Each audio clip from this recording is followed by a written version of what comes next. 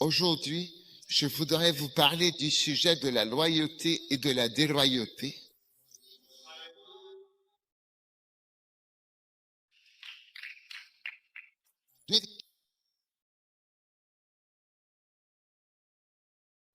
Je veux commencer par, je crois que certains de livres vous ont déjà été présentés et je souhaite commencer tout d'abord par les 10 commandements dans Exode chapitre 20.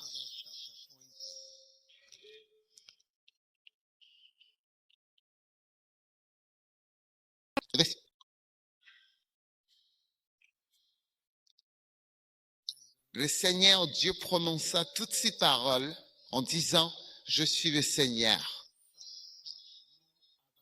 Tu n'auras pas d'autre Dieu devant moi.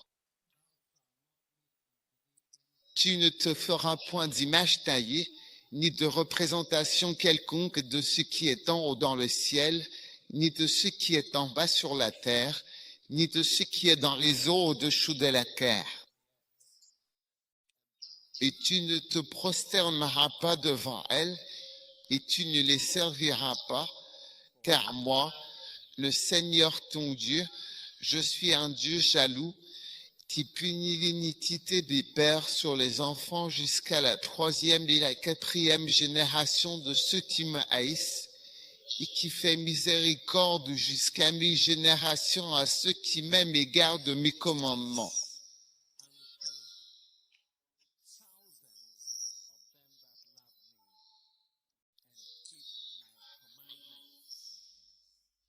Amen. Ce chapitre contient les 10 commandements et chaque commandement est accompagné d'une petite explication. C'est pour cela que ce n'est pas présenté sous forme de liste ou verrait simplement des affirmations. D'accord? Maintenant, voici le premier que tu dois. N'est pas d'autre Dieu. Tu vois? Ne fabrique aucune idole.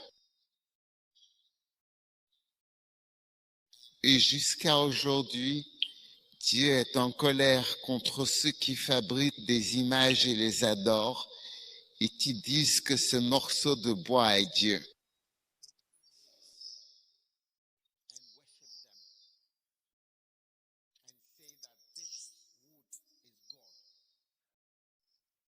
Si je fabriquais une araignée et que je disais, cette araignée est votre président ou votre premier ministre, être respectueux. Quand tu fabriques une araignée et tu dis, voici Dieu. Faut réfléchir. Oui. À fabriquer araignée ou crabe ou un poisson ou un serpent et il a dit, voici Dieu. Wow. Sérieux. Sérieux.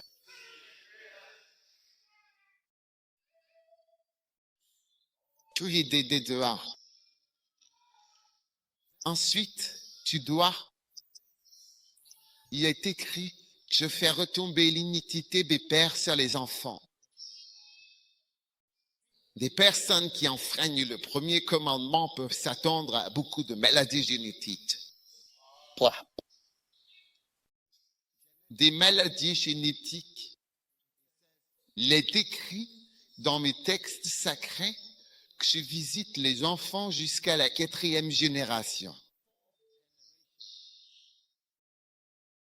Donc, tu peux avoir, tu sais, une maladie qui a été causée en réalité par quelqu'un qui a vécu il y a 200 ans. Miséricorde. Wow. Oui.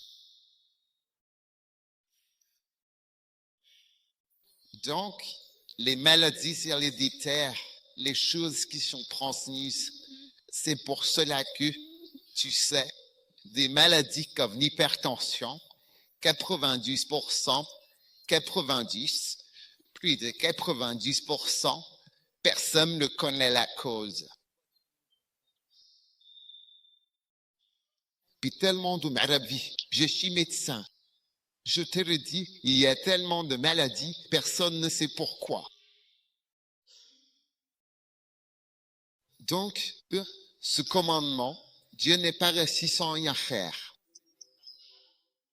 Jusqu'à aujourd'hui, c'est la crainte pour Dieu. Amen. Maintenant, tu ne prendras pas le nom de l'Éternel, ton Dieu, en vain, car l'Éternel ne laissera pas impuni celui qui prendra son nom en vain. Ça, c'en est un autre.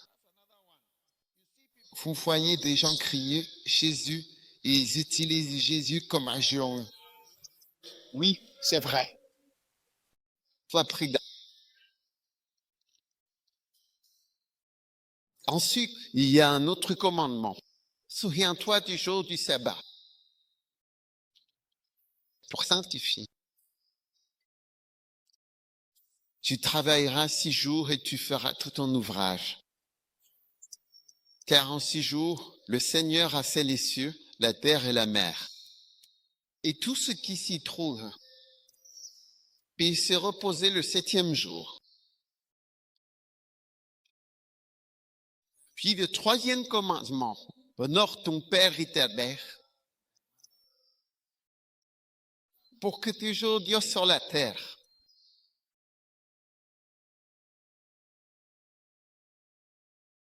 Que le Seigneur Dieu te donne.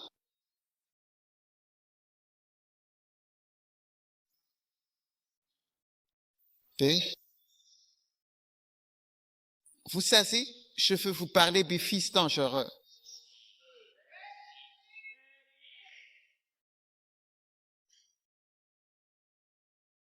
Il manque même. Bon, c'est là. Je l'ai vu. Fils dangereux.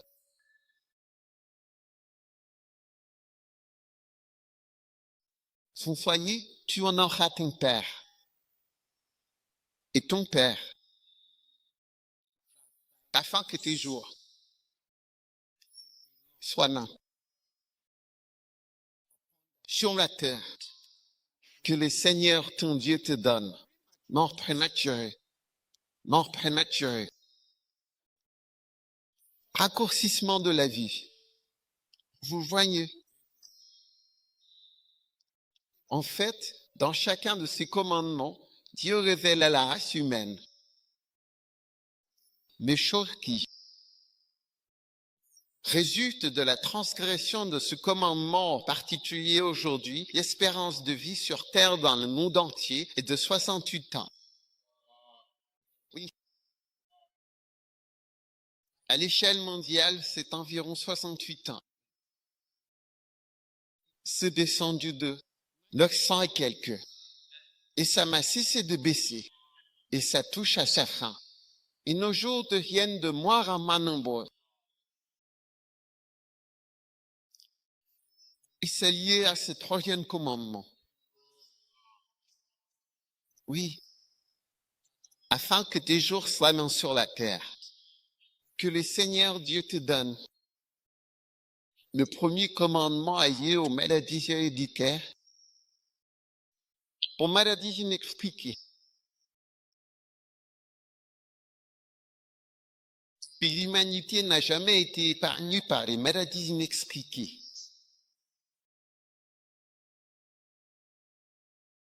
Au Moyen Âge, il y avait une maladie appelée la peste noire, la peste bubonique, la décimée. Un tiers de toute l'Europe est mort d'une maladie inexpliquée. Oui, un tiers. Oui, un tas. Il était en France. C'était un pape ou un évêque. Il a fait un feu. Il s'est caché au milieu du feu. Il ne connaissait pas la cause. Belomanati. Alors, chaque jour, il faisait un feu, il s'asseyait à l'intérieur. Ni feu, avec le feu autour de lui. Et cela brûlait toute la journée. Parce qu'il ne savait pas ce qu'était la maladie. Si tu rends visite à la personne, Tu rattrapes la maladie que la personne a. Tu vois ces lignes de consignes, les plus connues que nous avons. Sommerie rose. Une poche pleine. Poche pleine quoi? De soie. Ouais. Des petites fleurs. Un mouchoir. Un mouchoir et on tombe tous par terre. Ça vient de la peste. Un mouchoir, ça veut dire que tu éternues. Ensuite, tu tombes et tu meurs. On tombe tous et on meurt. Éternue, tu tombes, tu meurs. Ça vient de la peste. C'est de là que vient ce contine. Une dernière chose.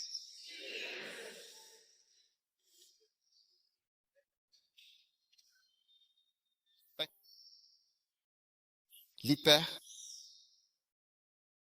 Sans la première chose que je veux que vous voyez, c'est qu'un père. Il faut faire très attention par qui est mentionné. Dans mes 10 commandements comme le 3e commandement. Je crois que c'est le 3e commandement. Alors, il faut faire attention au père spirituel. D'accord? Et cela vient avec une bénédiction. La version officielle dit « Afin que tu sois heureux et que tu vives longtemps ou que tes jours se prolongent sur la terre. » Amen. Amen. Veux-tu vivre longtemps? Oh, oui. Veux-tu que ton ministère dure longtemps? Oui. Alors il faut t'en souvenir. Mais ce qui est plus effrayant, je veux dire quelque chose d'effrayant. Voulez-vous que je vous dise quelque chose d'effrayant? Oui. Ce qui est effrayant, c'est le commandement suivant. Le commandement suivant, c'est « tu ne tueras point ». Donc, tu vois que honore ton père est juste à côté de « tu ne tueras point ». Oui. Donc, cela te montre à quel groupe cela appartient. Wow. Tu vois, mon nom, si tu mentionnes, tu sais, des noms de footballeurs, par exemple, comme, eh bien, Messi. Oui. Ronaldo. Oui. Echia. Ouais. Cite quelques noms de célébrités, Ronaldinho. Vinicius Junior. Maradona, et puis tu mentionnes Dagoudnis. Diana. Est-ce que mon nom a sa place dans cette liste? Pas du tout, je sais même pas jouer au basket.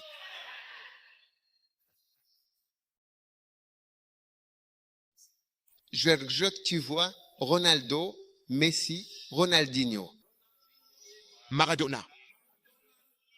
Abdi Pelé. Ben, Moulin d'Agoud. Non, non.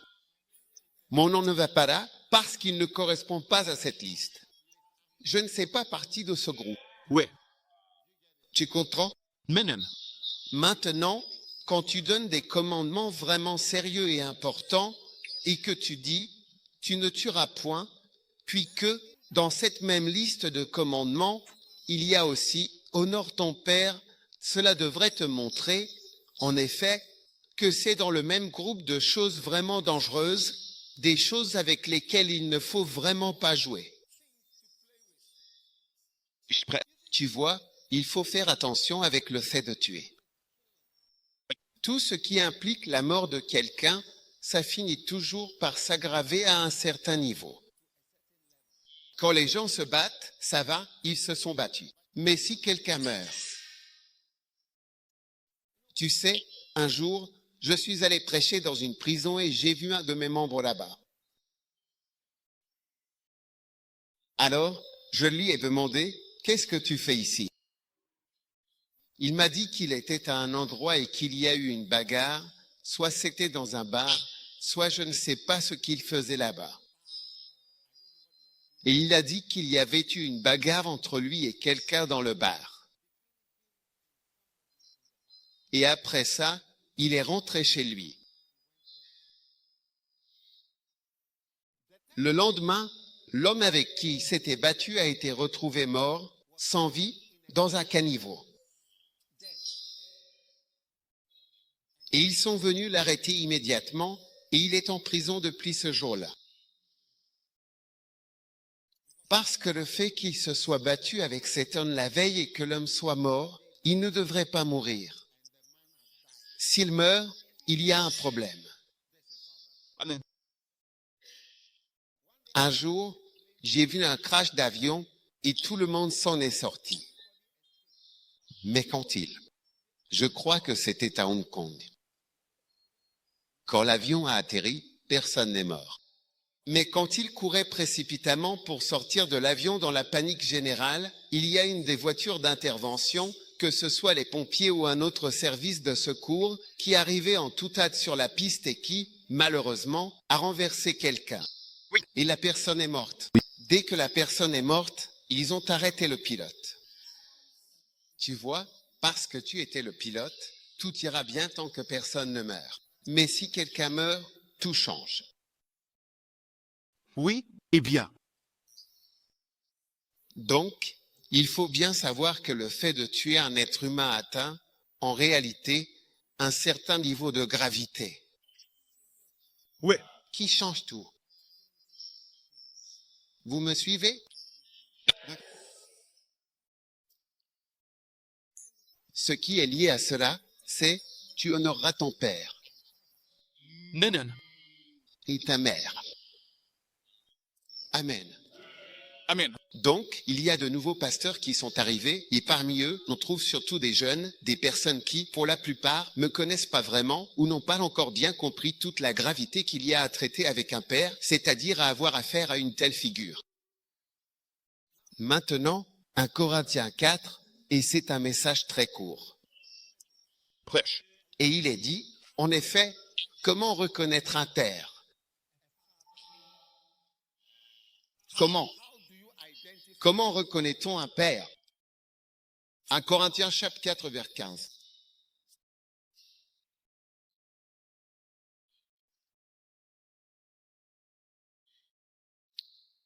Étreigne. Même si vous avez 10 000. Instructeur en Christ. Vous n'avez cependant pas beaucoup de pères. Car en Christ, Jésus, je vous ai engendré par l'évangile. Amen. En Christ, Jésus, qu'ai-je fait? Je vous ai engendré. Alors, comment devient-on père? Je suis devenu père quand j'ai eu un enfant. Un père n'est pas un vieil homme. Beaucoup de gens pensent que, quand on est un vieil homme et qu'on a les cheveux gris, on est un père. Non. La plupart des gens deviennent pères en étant jeunes. On devient père quand quelqu'un t'appelle papa. Si personne ne t'appelle papa, tu n'es pas un père. Papa, père, papa ou peu importe. Et choisis celui que tu veux. Alors, un père est quelqu'un qui fait. Que quelqu'un existe. Et la personne qui existe porte ta semence.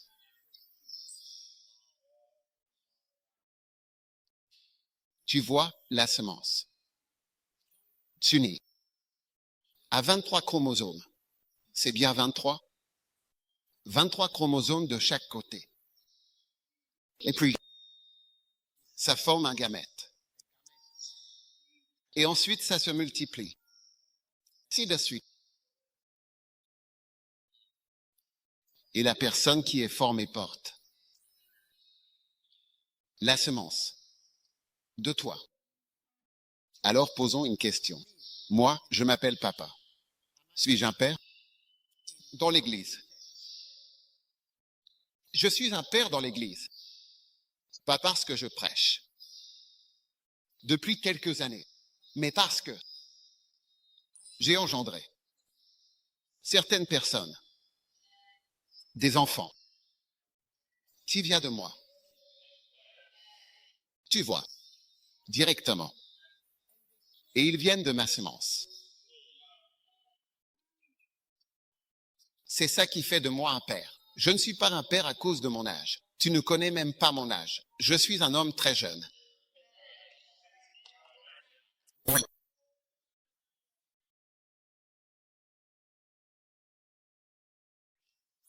J'ai engendré certaines personnes. Et c'est cela qui fait de moi un père.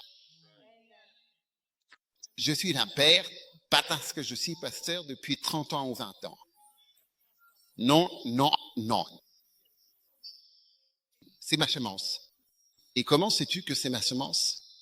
Tu verras la caractéristique de moi. Du donneur de semences, donneur, chez les personnes que j'ai engendrées. Oui. Donc, si tu prends l'Église catholique, il faut être très prudent. L'Église dont il faut se méfier le plus, c'est l'Église catholique. Parce que l'Église catholique est le père de toutes les églises. Tu vois, il y a quelques années, tout le monde était catholique.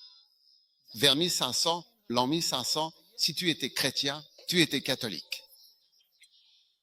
Il n'y avait pas de chrétiens qui n'étaient pas catholiques. Jusqu'à l'époque de Martin Luther. Et ainsi de suite, chaque église était une église catholique.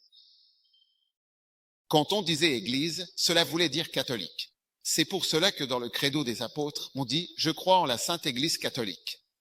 Cela signifiait l'église, il n'y avait pas d'autre église en laquelle croire. Donc nous y croyons tous. Donc l'église catholique est le père de toutes les églises. Leur semence est en chacun de nous. Ils nous ont tous engendrés. Qu'ils nous aient engendrés volontairement ou non.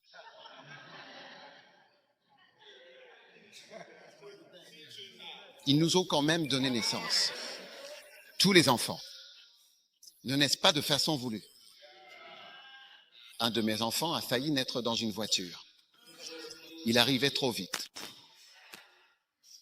Il arrivait à toute vitesse. Et ma femme a dû le retenir.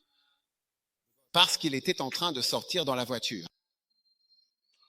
Nous n'avons même pas pu atteindre l'hôpital. On peut donner naissance sans même avoir l'intention de le faire, mais on accouche quand même.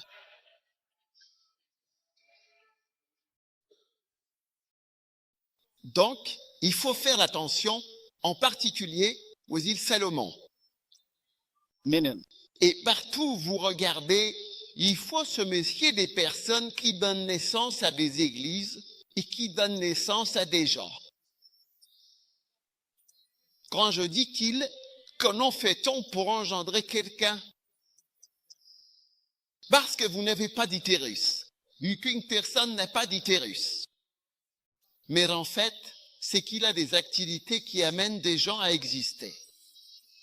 Des activités comme quoi? Des activités comme prêcher, prier ou même simplement être présent. Cela fait que des gens viennent et existent grâce à ces activités. Tout comme une femme, elle ne fait rien de spécial, elle a un utérus en elle. Et simplement en étant qui elle est, elle donne naissance à un enfant. Et tu vois qu'avant l'invention des contraceptifs, tu accouchais chaque année. Chaque année bénie, tu accouches.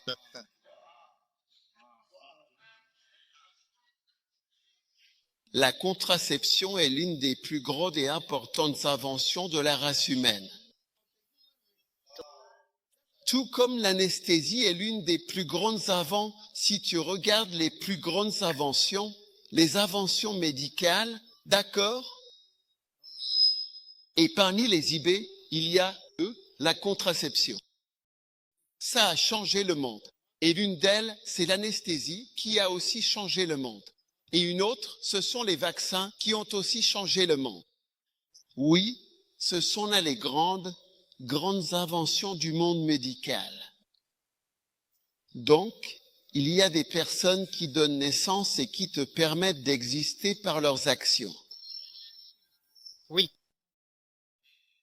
Ainsi, un homme, par ses actions et ses activités, fait naître quelqu'un. Oui. Par ses actions énergiques. il fait en sorte que quelqu'un vienne à l'existence.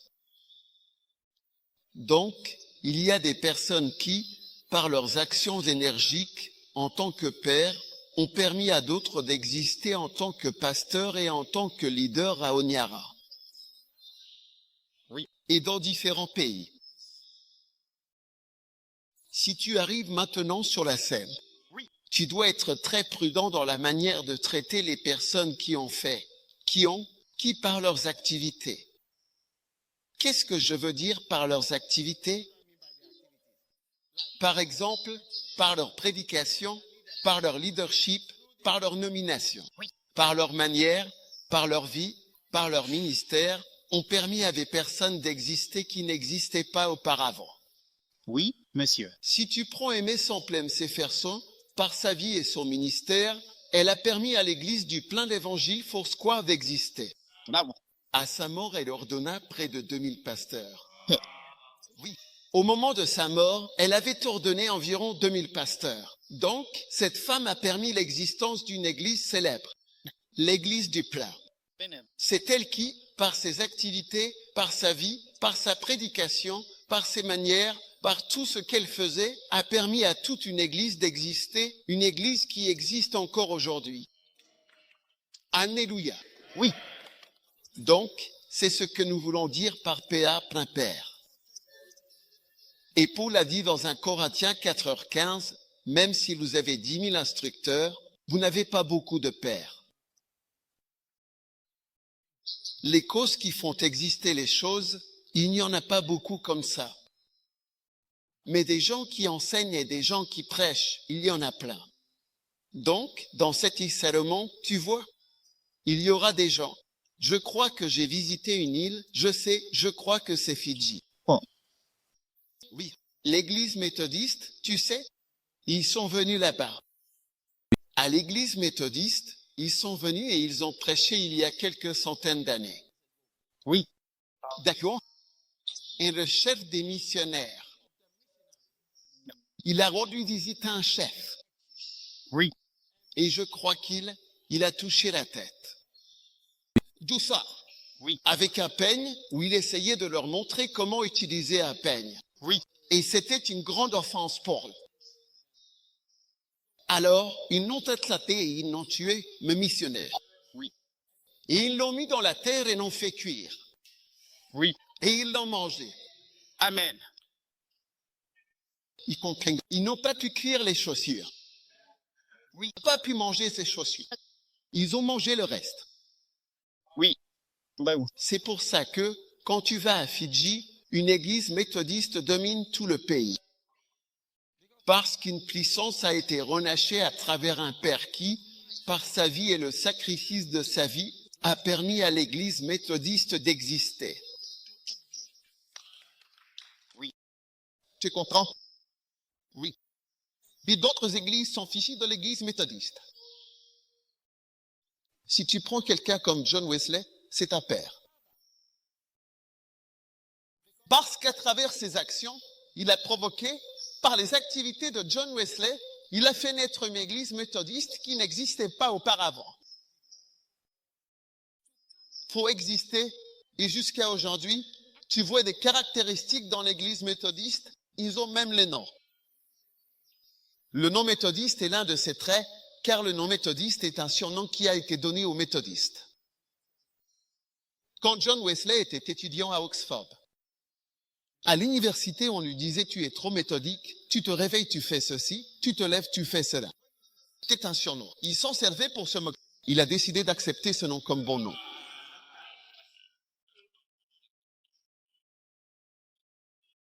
Donc, pour essayer de dire aux gens, vous savez quoi? Vous êtes mes enfants parce que je vous ai engendrés. Nous avons différents types de pères. Nous avons des pères nationaux. Nous avons des pères locaux, des pères communautaires, des pères de ville, et nous avons aussi des pères internationaux qui sont pères dans plusieurs nations, et puis nous avons des pères qui sont des pères mondiaux. Oui. De nos jours, ce n'est pas facile d'avoir un père mondial. Depuis le décès de certaines personnes, ce n'est pas facile d'avoir un Père mondial. Est-ce que vous m'écoutez? Très bien. Donc, il est important pour vous de reconnaître les gens comme des pères. Un jour, je lisais un livre et le Saint-Esprit m'a soufflé, ne reçois pas cette personne comme un écrivain. Reçois-le comme un père. C'est un père qui parle. Très bien. Il y a des personnes qui sont des pères et un père porte plus d'autorité. Un père est quelqu'un que Dieu définit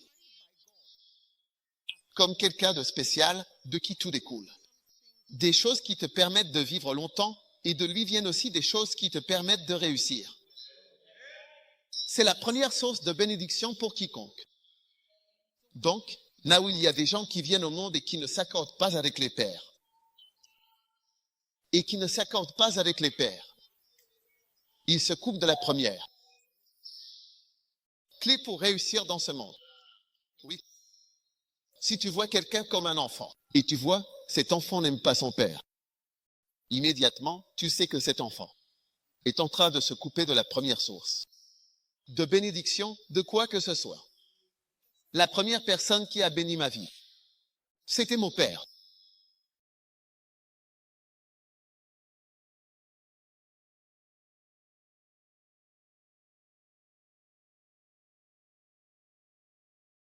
Mon père terrestre a été la première source de bénédiction dans ma vie. Il a payé mes frais de scolarité. Il a payé pour moi. Pour que je naisse là où je suis né, dans l'hôpital où je suis né. Il a payé la facture de l'hôpital. Il a forcément payé puisque j'ai pu sortir de l'hôpital. Il a forcément payé les factures. Je ne sais même pas, tu vois, tout ça, je ne sais pas. Parce que c'était il y a longtemps. Mais il a dû payer les factures de l'hôpital. Et il a dû m'acheter à manger. Tout au long. Oui. Je ne m'en souviens pas, mais qui d'autre? C'est la première source de bénédiction. Donc, quand tu es pasteur, la première source de bénédiction pour toi, c'est la personne que Dieu te donne comme père. Si tu mets un père, c'est-à-dire si tu as la chance d'avoir un père, c'est la première source de bénédiction. Et un père fait beaucoup de choses qu'un père fait pour toi. Tu ne sais pas ce qu'il fait. Parce que si tu me demandes, je ne m'en souviens pas. Je me souviens seulement qu'un jour, ma mère me donnait à manger. Mon père a dit, donne-lui ce qu'il aime. Oui, je ne te dirai pas ce que c'était. Elle ne me donnait pas ce que je voulais. Et mon père a dit, donne-lui ce qu'il aime. C'est la seule chose dont je me souviens, mais la plupart des autres choses, je ne m'en souviens pas. Mais je me souviens juste de ce jour-là en particulier. C'était comme, laisse-le manger ce qu'il aime, c'est ce qu'il aime. Mais elle me donnait quelque chose que je n'aimais pas. Donc, c'est la première source de bénédiction. Alors, reçois ta bénédiction de ton Père. Amen. Parce que Dieu va te bénir. D'accord. Maintenant, il y a différents types de pères mentionnés dans la Bible. Numéro 1, le Père céleste. Numéro 2, le Père en Christ. Numéro 3, votre Père spirituel. Numéro 4, votre Père dans le ministère. Numéro 5, votre Père biologique. Numéro 6, un Père de substitution. Numéro 7, votre beau-père. Numéro 8, un Père dans l'Église. Tout cela se trouve dans le livre, ceux qui sont des fils dangereux. Donc si ça va trop vite, il vous suffit de prendre le livre. Et je pense que nous vous donnons le livre. Vous pouvez le télécharger sur votre téléphone, gratuitement, ou sur votre iPad. C'est une bénédiction, c'est gratuit. J'utilise la version téléchargée. Je l'ai aussi téléchargé sur mon iPad. Je l'utilise, c'est une bénédiction pour vous. Le père d'une église, le père d'un mouvement, et votre père dans le péché. Amen. Amen. Très bien. Ce sont des types de pères. Et si votre père ne fait pas certaines choses, vous n'aurez pas certaines choses. Vous savez, une nuit, il n'y a pas si longtemps, j'étais réveillé au milieu de la nuit et je priais. Et je me suis souvenu de quelqu'un qui était un père, mais c'est une femme, donc elle était une mère, mais un père pour moi. Et je me suis souvenu de tout le chemin du christianisme qu'elle m'a enseigné à travers son amitié et sa relation avec moi. Et elle m'a appris le Christ, l'amour de Dieu. Je n'ai jamais eu une maison comme celle-là. Jamais. Parce que lorsque ma mère a épousé mon père, ce n'était pas quelqu'un qui allait à l'église. Elle l'était à la fin de sa vie, elle était chrétienne. Mais au début, elle ne l'était pas. Elle a été sauvée à un moment donné.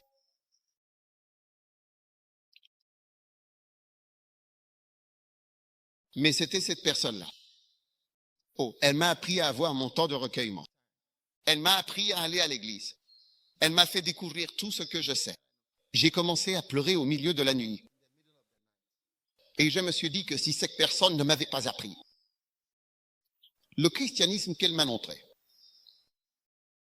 tu sais, je ne serais pas là. Elle ne le serait pas, je ne sais. Oui. Donc, il est important de reconnaître les différents types de pères que Dieu te donne tout au long de ta vie. Quand tu passes à côté du Père, tu passes à côté de toutes les bénédictions qui viennent avec. Et tu ne peux pas le nier. Tu vois, il y a certaines personnes qui sont mes fils, mais aujourd'hui, ils se sont disputés avec moi. Ils ne veulent pas me parler. Mais ils restent mes fils parce que je leur ai donné naissance. Ils n'auraient pas existé si je ne les avais pas enseignés ou influencés. Ce sont mes actions qui ont fait qu'ils existent. Mes activités comme prêcher, parler, prier, voyager, organiser des camps et toutes ces activités qui ont fait qu'ils existent. Même s'ils disent que je suis un singe ou peu importe, je reste leur père.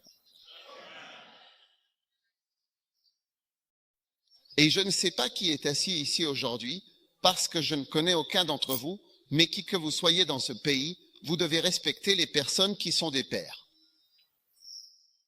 Parce que sans leurs activités,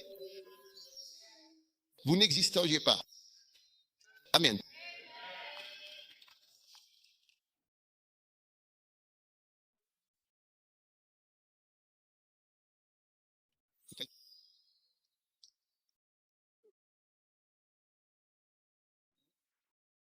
Pourquoi les problèmes arrivent-ils aux fils? Beaucoup de fils ont des problèmes à cause de leur père et non une bénédiction. Vous voyez, à perte vraiment vous bénir, mais il peut aussi vraiment vous maudire. Vous voyez, un jour je suis allé jouer au golf. Et j'ai vu qu'un frère était aussi venu jouer.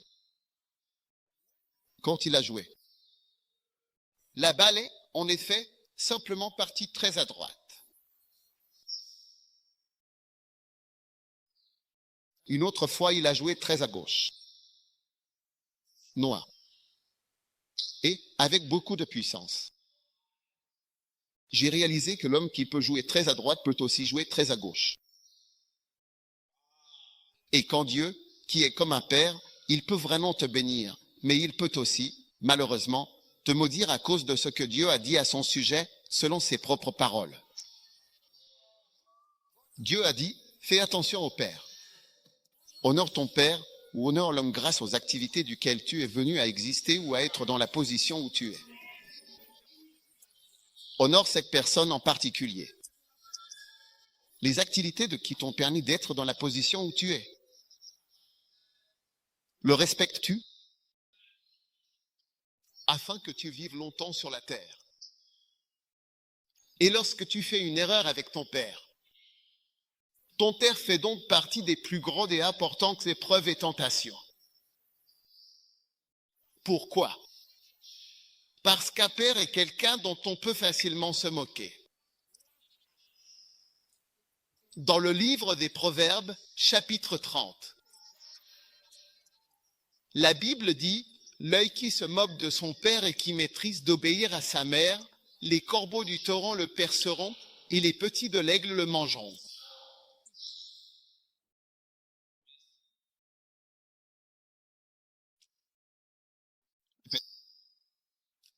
Il est important de réaliser que un père,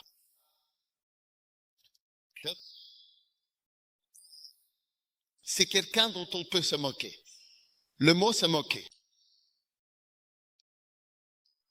Vous savez, quand un père est vieux, les plus jeunes pensent, vous savez, un jour j'ai entendu un pasteur dire quelque chose. Il a dit, certains pasteurs organisent une conférence. Et ils ont dit que beaucoup des personnes présentes étaient des pères décédés.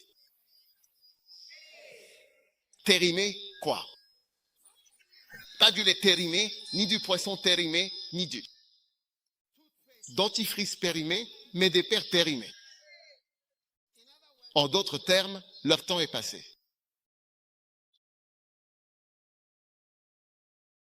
Donc, vous avez des gens qui parlent ainsi parce qu'un père est quelqu'un dont on peut se moquer. Vous voyez que le père peut sembler lent. Marcher lentement. Vous avez l'impression que ses manières sont dépassées. Il n'a aucune révélation actuelle, qu'il n'a plus de force. Il avance simplement et on a l'impression qu'il n'y a rien en lui. C'est pour cela que la Bible parle de celui qui se moque de son père.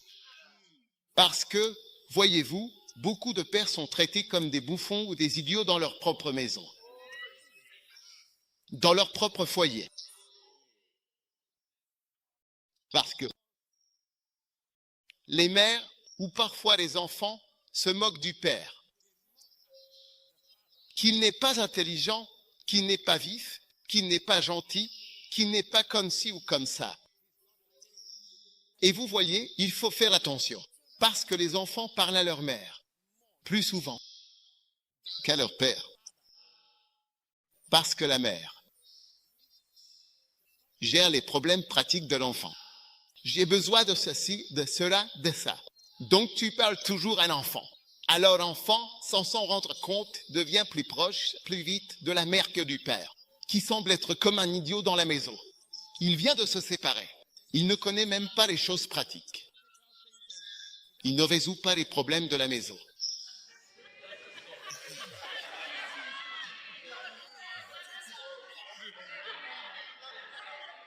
Oui. Pourquoi applaudir? Qu'est-ce qui se passe?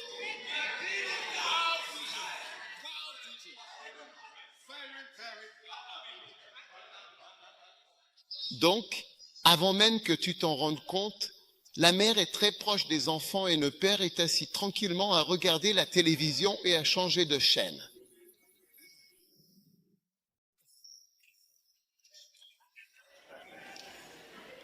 Il ne semble rien savoir, ni rien de pratique, ni rien d'important du point de vue de l'enfant.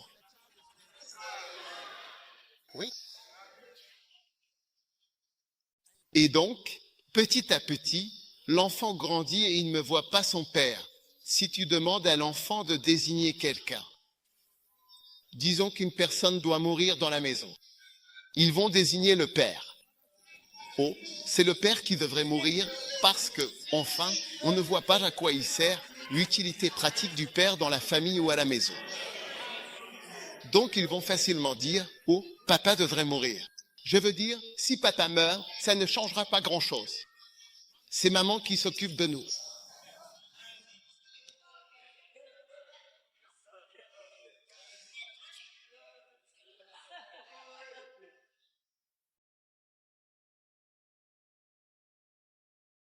Donc tu vois que les fils, les pères peuvent en avoir. Ils peuvent être mis de côté et moqués à cause de la façon dont les choses évoluent. Maintenant, une autre raison pour laquelle les problèmes commencent à arriver aux pères, c'est que les gens trouvent leur père stupide. Oui, bien. Comme s'il n'était pas à la page et pas intelligent. Et donc, tu trouves dans la Bible des avertissements. Par exemple, dans Proverbes chapitre 4, verset 3, il est dit « Quand j'étais un fils auprès de mon père, tendre et fils unique aux yeux de ma mère, alors il m'a enseigné en disant que ton cœur retienne toujours bien mes paroles. Garde mes commandements et tu vivras. » Acquiert la sagesse, acquiert l'intelligence. Bible américaine. Ne l'abandonne pas et elle te gardera. Le commencement de la sagesse, c'est d'acquérir la sagesse et avec tout ce que tu possèdes, acquiert l'intelligence. Amen. Mais remarquez, il dit que ton cœur retienne mes paroles. Que ton cœur retienne mes paroles. Donc, on se rend compte que, en réalité, les gens, la plupart du temps, ne retiennent pas vraiment les paroles du Père, même si elles sont importantes ou répétées à plusieurs reprises.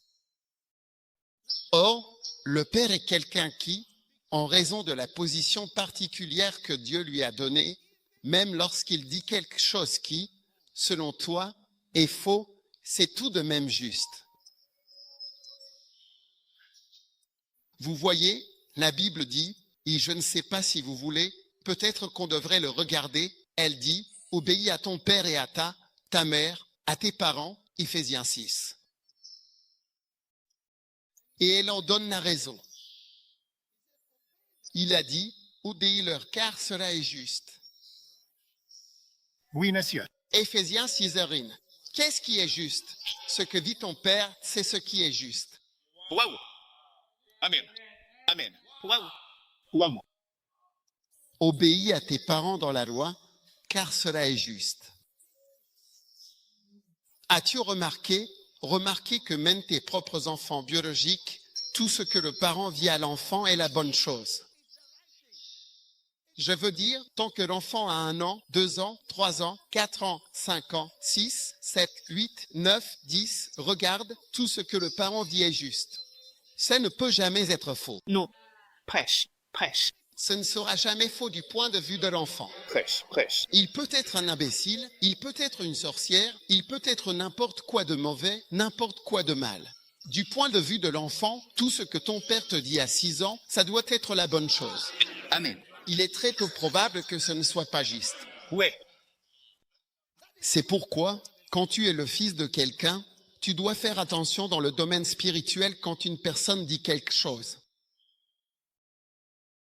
Parce que c'est juste. Donc, un père a véritablement le pouvoir de dire ce qui est juste sans même savoir qu'il dit la bonne chose. C'est comme le lait maternel. Tu sais, tu ne sauras pas à quel point le lait maternel est puissant tant que tu n'auras pas étudié la science et la médecine et que tu ne sauras pas que le lait maternel contient tout. Tout. Tout ce dont tu as besoin. En fait, beaucoup de maladies sont attribuées au fait que les gens introduisent d'autres laits et d'autres choses à la place du lait maternel. Minute. Mais le lait maternel contient tout. Il y a de la viande, des légumes, de la salade Bezos, n'importe quoi. Tout est dans le lait.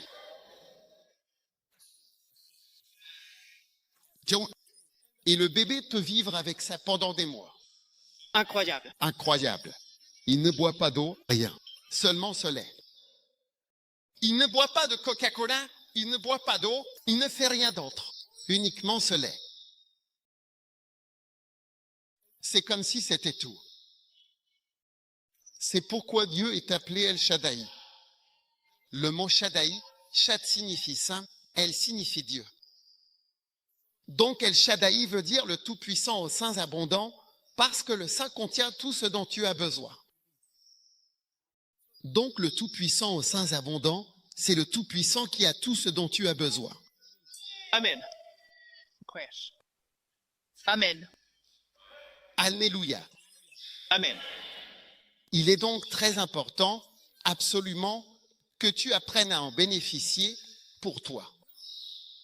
Maintenant, tu sais, très souvent, les problèmes du père deviennent les problèmes du fils. Par exemple, dans la Bible, Abraham a renié sa femme en la présentant comme sa sœur. Isaac, son fils, a également renié sa propre femme dans des circonstances similaires. En effet, lorsqu'Isaac est passé par la ville de Guérar, comme cela est raconté dans le chapitre 26 du livre de la Genèse, les hommes de cette ville ont demandé à Isaac qui était la femme qui l'accompagnait, et il a alors donné exactement la même réponse qu'Abraham avait donnée auparavant, c'est ma sœur. Vous savez, là où Abraham est célèbre pour avoir donné Sarah. Quand ils lui ont demandé, il a dit, vous pouvez la prendre. Merci. Tu sais, c'est ma sœur. Et donc elle est allée rester chez Abimelech, ou peu importe. Isaac a fait exactement la même chose. Peut-être que Sarah, la femme d'Abraham, a raconté à Isaac, en discutant avec lui dans la cuisine. Tu sais, il y a quelque chose que ton père a fait une fois. Oui. Nous traversions la ville et, en fait, il a dit à quelqu'un que j'étais sa sœur. Et alors l'homme a décidé de m'épouser. Donc j'ai dû épouser cet homme, justement, pendant un certain temps. Oh la vache, avant qu'on me ramène. Oui, j'ai vu. Il y a certaines choses que je ne veux pas expliquer, mais je voulais que tu saches que c'est quelque chose qui est arrivé. Et peut-être qu'Isaac y a pensé, et peut-être qu'Isaac en a voulu à son père pour ce qu'il a fait à sa mère. Beaucoup d'entre nous, les fils, vous voyez, nous, quand on atteint un certain âge, on veut se venger pour sa mère. Oui. On veut se venger pour sa mère de la façon dont on perçoit que sa mère a été traitée. Parce que la mère de chacun est comme un ange. Amen. La Bible dit la façon dont un fils pleure sa mère. La mère de chacun est comme un ange. Amen. Tu ne peux pas imaginer ta mère faire quoi que ce soit de mal, moi non plus. Oui. Mais quand tu es pasteur et que tu vois les fans des gens se manifester au fil des années, tu réalises que l'épouse peut faire beaucoup de mauvaises choses. Ah. En fait, la plupart des divorces et des problèmes dans les mariages des pasteurs viennent des femmes. D'après ce que j'ai vu, je parle de mon expérience, surtout dans les mariages très médiatisés avec beaucoup de crises, etc., c'est la femme. Et je veux dire, si tu y réfléchis, un navire solide et un navire fragile qui partent tous les deux en voyage, lequel va causer des problèmes pendant le voyage? Je te pose une question en anglais. Je dis qu'un navire solide, oui, d'accord, et un navire fragile. Ils partent en voyage en mer des îles Salomo à Maleta et jusqu'au Fidji. Oui, à bord d'un navire. Lequel des navires? Ils partent ensemble. Lequel des navires risque de tomber en panne au milieu du trajet, obligeant l'autre à s'arrêter et attendre qu'il envoie des équipes de secours pour venir le sauver ou envoyer des réparateurs, et le voyage qui devait durer d'ici aux Fidji 1 ou 2 jours prendra maintenant environ 3 mois. Amen. À ton avis, qui aura causé le problème? Navire le plus fragile. Navire fragile, vaisseau faible. Oui. Vaisseau veut dire navire. Amen. Ah, oui. Waouh.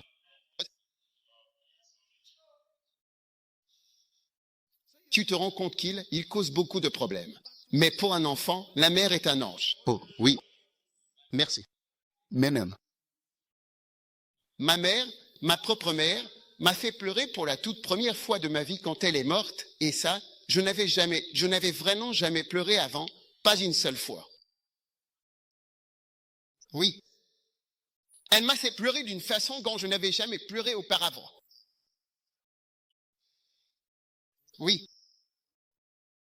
Donc, en ce qui concerne une mère, elle est comme un ange.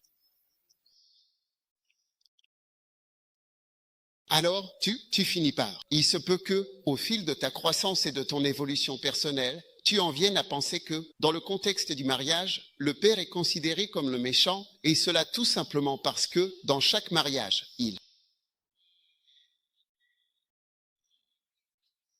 Qui est le jury?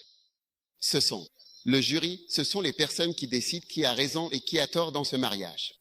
Et le jury de chaque mariage, ce sont les proches qui connaissent le mariage. Et parmi les proches qui connaissent le mariage, il y a les enfants de la maison. Ce sont eux les témoins. Et quand tes enfants grandissent jusqu'à un certain point, ils commencent à voir à travers. Oui. Et ils se rendent compte que, je n'aimerais pas épouser une femme comme ma mère. Mais au début, ils ne le voient pas comme ça. Au début, tout ce qu'ils voient, c'est la douceur, la gentillesse et tout ça, mais à un moment donné, ils commencent à voir au-delà.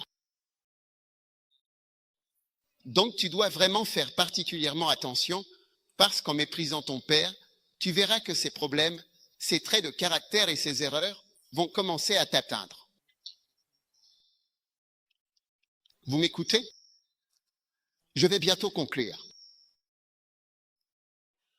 Alors tu dois décider de devenir un vrai fils. C'est ça. Quels sont les 7 signes d'un vrai fils? Amen. Amen. Veux-tu être un fils qui est un vrai fils ou un fils qui a des problèmes? Vrai fils. Un vrai fils. Premièrement, un fils ressemble à son père. Amen. Jésus a dit, celui qui m'a vu, eh bien, il a vu le Père. Au ministère, tu peux devenir un grand fils. Quand les gens te verront, ils n'auront même plus besoin du Père. Ils disent, une fois qu'on a vu le Père, une fois qu'on a vu le Fils, nous sommes satisfaits. Tu vois combien de chansons nous avons composées sur Jésus? Oui. Nous n'écrivons même pas autant de chansons sur le Père parce qu'une fois qu'on a vu le Fils, L'aime. c'est comme si ça suffisait. Amen. Nous avons vu le Père. C'est vrai. Oui. Donc, quand tu es un vrai fils Waouh. de quelqu'un, dans le domaine de l'esprit et du ministère, tu n'as même plus vraiment besoin du Père. Amen. Parce que tu as un vrai fils qui est là dehors. Alors essaie de devenir un bon fils et un vrai fils. Amen. Tu comprends? Amen. Oui. J'ai des pères spirituels. L'un d'eux est Kenneth Agin, qui est décédé il y a quelques années. Mais il a été un père pour moi dans le domaine spirituel. Pourquoi est-ce que je dis qu'il a été un père pour moi? Parce que grâce à ses actions, j'ai pu exister. C'est ça. Quelles activités? Comme ses prédications, ses conférences, ses enseignements, ses livres, ses cassettes, ses vidéos. À travers ces choses, les activités qu'il faisait, j'ai pu exister. Tu vois, un jour, j'étais dans un endroit de mon pays qui s'appelle Sion. Et j'étais simplement, tu sais, en 3e année de médecine. J'ai décidé de simplement prier un peu dans la nuit. Tu sais, j'étais là-bas en train de prier dans le noir, à prier dans une pièce sombre. Je pense que ça a un effet parce que tu ne vois pas les choses et ça t'aide à voir Dieu. Oui. Et à voir autre chose qui n'est pas naturel. Donc je priais dans cette pièce. Il faisait sombre. Et je me suis agenouillé pour prier. Quand je me suis agenouillé, je me suis endormi, ce qui arrive souvent, mais je me suis réveillé au milieu de la nuit. Et quand je me suis réveillé, j'étais toujours à genoux. J'étais agenouillé comme ça, appuyé sur le lit, et le magnétophone était en train de tourner. Kenneth Agin prêchait. Il prêchait depuis environ 20 heures quand je l'ai mis, mais c'était un auto-reverse, donc ça va, ça revient, ça va, ça revient. Puis vers 3 heures du matin, alors que je priais simplement en langue, je ne priais pour rien de particulier. Je ne priais pas à propos d'un problème. Je n'avais aucun problème. Je ne priais pas pour le salut de quelqu'un. Je priais simplement. Il y a de nombreuses fois où tu devrais prier. Acte 13h1 dit, pendant qu'il rendait un culte au Seigneur et qu'il jeûnait. N'est-ce pas? Il y a un type de prière où tu rends un service au Seigneur. Tu ne pries pas sur un sujet ou pour quelque chose. Oui. Tu sais, quand tu prends de la maturité, tu reconnais ceux qui viennent pour obtenir quelque chose et ceux qui sont juste là, détendus. Donc, cette nuit-là, à 3 heures du matin, je priais et soudain quelque chose a jailli de la cassette et est entré dans mon ventre. Non, je l'ai ressenti ici, dans mon ventre. C'est juste entré comme ça. 3 heures du matin, 1988. Et puis, il y a eu une voix dans la pièce, une grande voix dans la pièce, et la voix a dit, à partir d'aujourd'hui, tu peux enseigner. À partir d'aujourd'hui, tu peux enseigner. La Bible dit dans un Corinthiens 14 qu'il y a beaucoup de voix et qu'aucune d'elles n'est sans signification. Puis une autre voix, différente de la première, m'a dit, je vais te le prouver. Mais c'était une voix différente, pas. Elle n'était pas aussi puissante ni aussi grande que la première voix. Elle a dit, à partir d'aujourd'hui, tu peux enseigner. Alors, ça, c'était il y a plus de 30 ans et c'est arrivé à travers Kenneth Hagin. Tu sais, ce jour-là, j'ai reçu la puissance. J'ai reçu une onction. Quand la Bible parle de recevoir l'onction et de s'emparer de l'onction, j'ai reçu une puissance. Tu vois, cette puissance m'a porté jusqu'aux îles Salomon. Et me voilà aujourd'hui, plus de 35 ans après avoir commencé à enseigner, je continue d'enseigner encore aujourd'hui et c'est à toi que je m'adresse, c'est à toi que j'enseigne ici, maintenant. Et toi, tu es là, tu m'écoutes, tu es en train de m'écouter, vraiment, tu écoutes mes paroles, tu es réellement en train de m'écouter en ce moment même. Oui, parce qu'il a dit, à partir d'aujourd'hui, tu peux enseigner. Et donc, j'ai reçu une grâce surnaturelle pour enseigner. Amen. Et j'enseigne et je prophétise. Amen. Puis, à un moment donné, mon enseignement a progressivement commencé à avoir un aspect prophétique plus marqué. Aspect prophétique, qu'est-ce que j'entends par là? C'est comme si ça a aussi commencé à devenir plus prédictif. Comme ce que je dis va arriver. Ouais. Et ça commence à arriver. Et ça arrive comme si. Et les gens les accomplissent. Oui. Oui, tout le temps. Amen. Donc tu te rends compte que grâce à Kenneth Hagin, je suis devenu un fils. Donc c'est quelqu'un que je considère comme un père. Le jour où il est mort, j'étais au Kenya.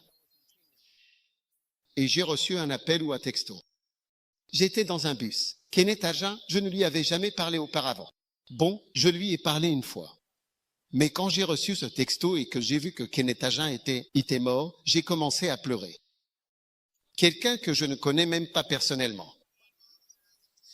Mais au plus profond de mon âme, c'était quelqu'un de très important pour ma vie et pour moi. Oui, parce que grâce à ses actions, j'existe aujourd'hui. Donc je suis l'un des fils de Papa Hagin. Oui, dans le domaine de l'esprit. Donc un fils ressemble à un père. Quand Kenneth Hagin est mort, des milliers de pasteurs se sont rassemblés. Son fils a dit, les gens sont assis dans la congrégation pendant les funérailles. Il a dit, les personnes assises ici sont des pasteurs de milliers d'églises. Il a dit, il y a ici aujourd'hui des pasteurs qui sont prêts à faire l'accueil, à gérer le parking, à faire n'importe quoi pour ces funérailles. Ce ne sont pas des gens ordinaires. Ils étaient tous alignés là-bas. Papa Hagin organisait un programme appelé le séminaire biblique d'hiver. Pendant ce programme, il était le seul à prêcher. J'ai rencontré une dame, je ne veux pas donner de nom parce que c'est une dame célèbre. Elle m'a dit, en ce qui me concerne, je vais au séminaire biblique d'hiver, car il y avait un autre programme, conférence internationale des pasteurs ou autres. Elle a dit, mais celui-là, il ne prêche pas. Oh, il prêche une ou deux fois. Mais au séminaire biblique d'hiver, c'est lui qui prêche en personne. Elle a dit, c'est pour celui-là que nous venons. Oh, oui. Oh, oui. Écoutez-moi, mes chers amis. Un vrai fils ressemble à son père. D'accord. Aujourd'hui, il y a beaucoup de choses dans mon ministère qui ressemblent au ministère de Papa Hagin. Prêcher et enseigner, surtout aux ministres qui apprécient ma façon de prêcher. Parce que je prêche beaucoup sur le ministère. Donc, les gens qui s'intéressent au ministère, ils aiment m'écouter. Amen. Un fils ressemble à son père. Que vous ayez la grâce. Vous voyez, un jour, vous savez, l'un de mes pères aussi, c'est Bénin. Alors, un jour, je prêchais avec quelqu'un, vous savez. Je sais peu, à ce moment-là, j'ai commencé à organiser des services de miracles. Et quelqu'un m'a dit après, j'ai cru que j'étais dans un service de bénigne. Vous savez, j'étais tellement heureux.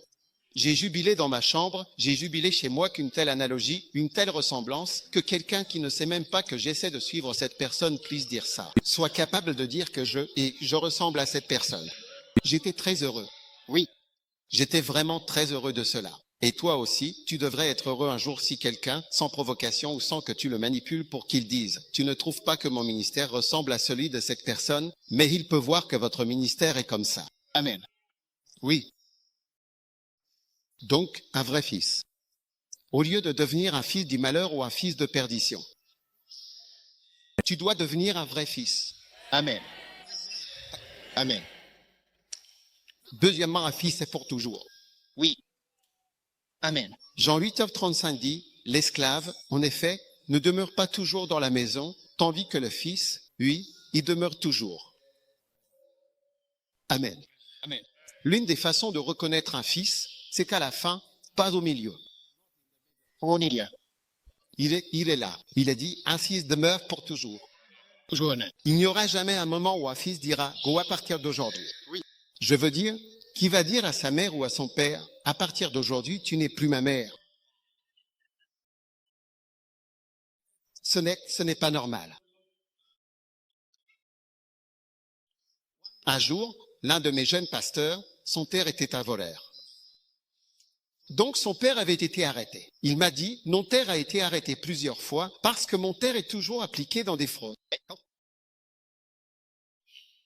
Il se fait arrêter sans cesse, dedans, dehors, dedans, dehors, dedans, dehors. Alors il a dit, que dois-je faire? Je lui ai dit, mon frère, va rendre visite à ton père en prison. Apporte-lui à manger. Oui. Prends soin de lui, honore-le. Fais tout pour lui, qu'il soit en prison ou dehors. En prison, quand il sort, ne mentionne jamais le mot prison. Tu ne peux pas dire à ton père, tu es une honte. Non. Parce qu'il vole pour te nourrir. Tu ne sais pas qu'il vole pour te nourrir.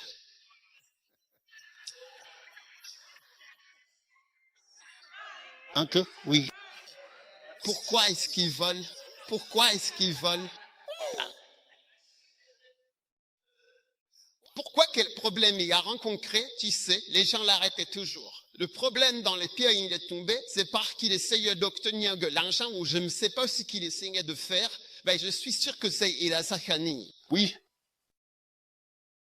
Je ne dis pas que c'est bien, mais je dis juste que toi, en tant qu'enfant, tu ferais mieux de faire attention. Tu ferais mieux d'être prudent. Prêche. D'accord? Sinon, tu vas être choqué. Tu seras le prochain prisonnier. Prêche. Donc un fils, c'est pour toujours. Oui, un fils, c'est pour toujours.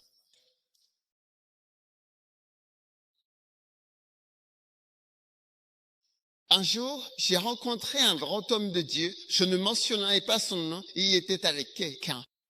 La personne dirige sa chorale et il m'a dit, c'est le genre de personne qui reste pour toujours. Il ne m'a jamais quitté.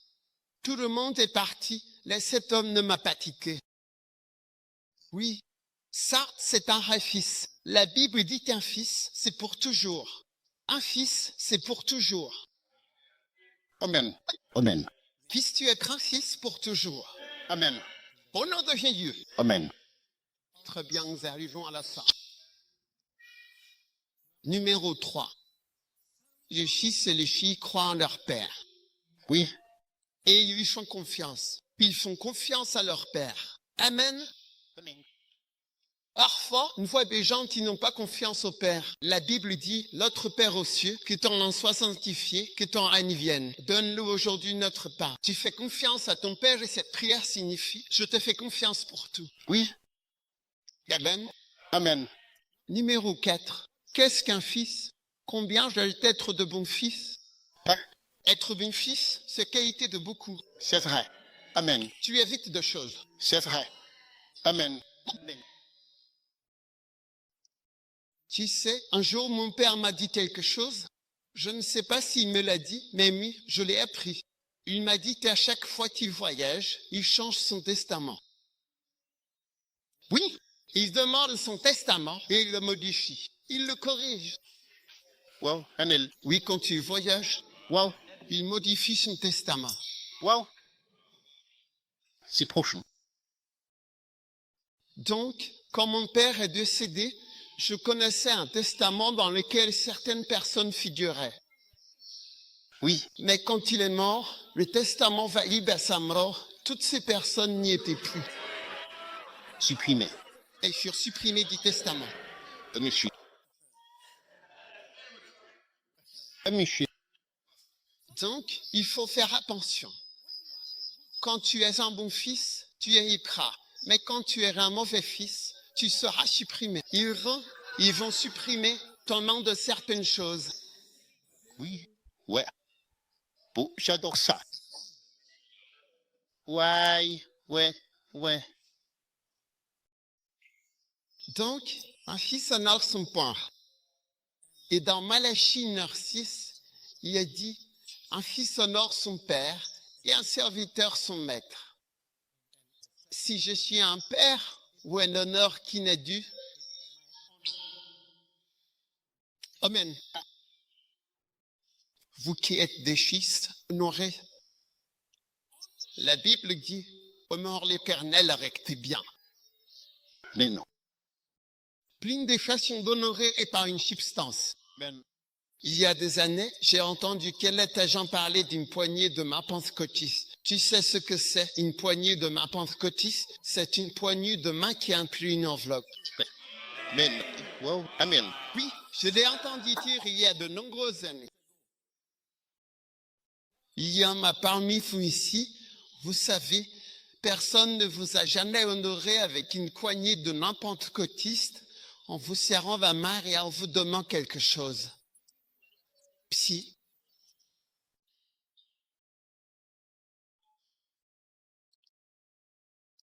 Je suis votre père, où est mon honneur? Cela signifie que l'honneur peut être vu, localisé ou détenu. Wow. Parce qu'il dit, où est l'honneur? Où est-il?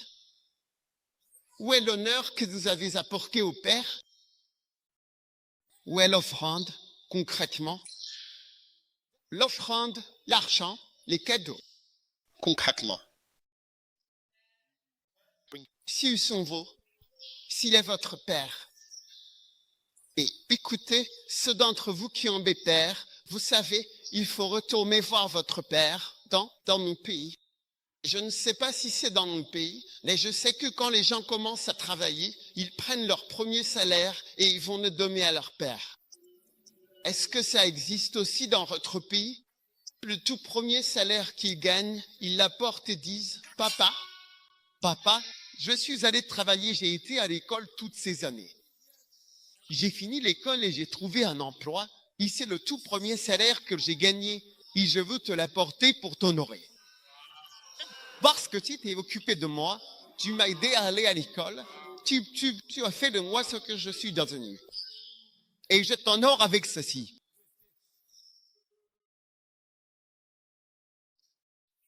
Galates 6:6, qu'est-ce que ça dit? Laissez.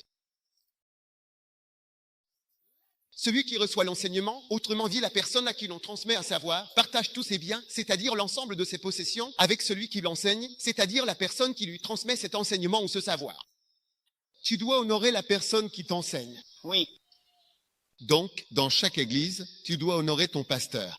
Donc, certains d'entre vous, au lieu de vous séparer et de causer de la douleur et de la peine, à des terres, vous devriez plutôt leur apporter de l'honneur. Maintenant, je veux vous dire quelque chose. Vous voyez tout ce qu'un sème. La Bible dit, quoi que ce soit, quoi que ce soit, quoi que ce soit, quoi que ce soit, quoi que ce soit. Si tu sèmes l'honneur, tu récolteras l'honneur. Si tu sèmes le déshonneur, Oui. tu récolteras le déshonneur. Miséricorde. Alors, quand? Une fois, je disais à quelqu'un à la messe, tu ne prospères pas parce que tu n'honores pas ton père. C'est vrai. Maintenant, parce que tu n'honores pas ton père, tu n'as pas semé une graine d'honneur et donc tu ne peux pas récolter une moisson d'honneur.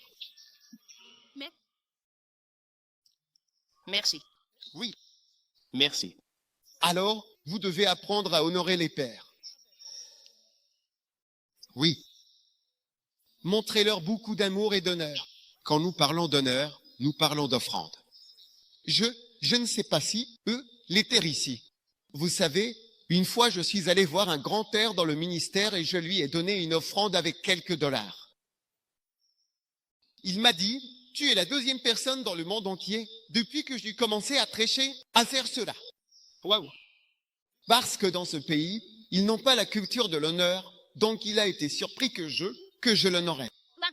Il était étonné. Galates 6h6 dit, honore. Eux, que celui à qui l'on enseigne. Si quelqu'un t'enseigne, c'est toi qui es enseigné, tu dois retourner vers cette personne et partager toutes les bonnes choses avec elle. Amen. C'est ce que la Bible enseigne. Donc, en le faisant, ce que les gens ne réalisent pas, c'est que tu ouvres la porte pour que quelqu'un t'honore aussi. Amen. Oui, quelqu'un t'honorera. Oui. Il y a des gens qui disent, quand tu prêches, pourquoi tu mentionnes le nom de l'évêque Dougal Woodmills? Tu vois, non laisse personne te tromper. Depuis que je prêche, n'as-tu pas entendu que je mentionne les noms de différents pasteurs? Tout le temps. Tout le temps. Amen. Donc, ce n'est pas étonnant que quelqu'un mentionne mon nom quand il prêche, parce que c'est aussi quelque chose que j'ai. C'est un honneur qu'on m'a accordé. Je vais mentionner le nom des gens et te dire ce que j'ai appris d'eux. Oui. Je ne suis pas surpris si quelqu'un mentionne mon nom et dit, voilà ce que j'ai dit. Oui. Bien.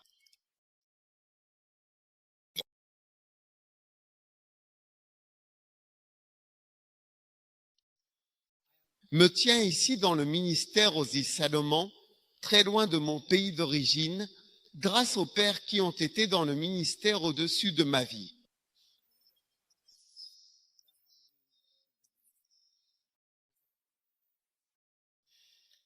Numéro 5, les fils obéissent à leur père.